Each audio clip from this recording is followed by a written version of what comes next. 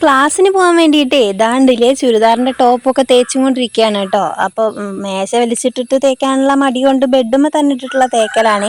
അങ്ങോട്ടും ഇങ്ങോട്ടും ഉരുട്ടി വെറുതെ ഒന്ന് മിനുക്കി എടുക്കണേ ഉള്ളൂ കേട്ടോ. തേച്ചെടുക്കുക എന്നൊക്കെ പറയുമ്പോൾ നല്ല വടിവായിട്ട് തേച്ചെടുക്കണമെന്നില്ല, വെറുതെ ജസ്റ്റ് കണ്ടു കഴിഞ്ഞാൽ ചുക്കി ചുളഞ്ഞൊരു കോലം തോന്നരുതെന്നുള്ള ഒരു മട്ടിലാണ് കേട്ടോ തേക്കൽ.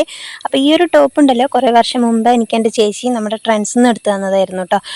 അങ്ങനെ ഇതേ ഡ്രസ്സൊക്കെ തേച്ചിട്ടിട്ട് വേഗം പോയിട്ട് ഇതാ ചോറെടുത്ത് കഴിക്കാൻ പോവാണ് കേട്ടോ. അപ്പോൾ ചോറ് നല്ല മുളക് വറുത്ത പുളിയും പിന്നെ ഒരു കൊണ്ടാട്ടമുളകും കൂടി എടുത്തിട്ടാണ് ചോറുണ്ണാൻ പോണത്.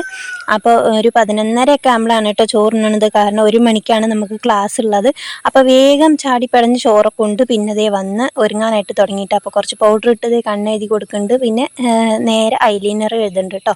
അപ്പോൾ പുറത്ത് പോകുമ്പോൾ മാത്രം ചെയ്യുന്ന പരിപാടികളാണ് കേട്ടോ ഈ കണ്ണെഴുത്തൊക്കെ. വീട്ടിലിരിക്കുമ്പോൾ ഈ കണ്ണെഴുത്തും ഇല്ല ഒന്നുമില്ല കേട്ടോ. വെറും പൊട്ടുകുത്തലും ഒരു ചന്ദനം തൊടലും സിന്ദൂരം തൊടലും മാത്രമേ ഉണ്ടാവുള്ളൂ.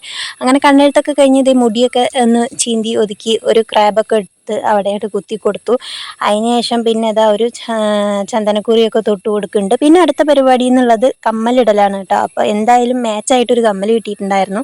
അങ്ങനെ വേഗം അതൊക്കെ എടുത്ത് കാതിലിട്ട് കൊടുത്തു കേട്ടോ. അപ്പോൾ ഈയിടെയായിട്ട് തുടങ്ങിയിട്ടുള്ളതാണ് ഇങ്ങനെ ഫാൻസി കമ്മലൊക്കെ ഇടൽ. ഒരിടയായിട്ട് നിർത്തി വെച്ചായിരുന്നു.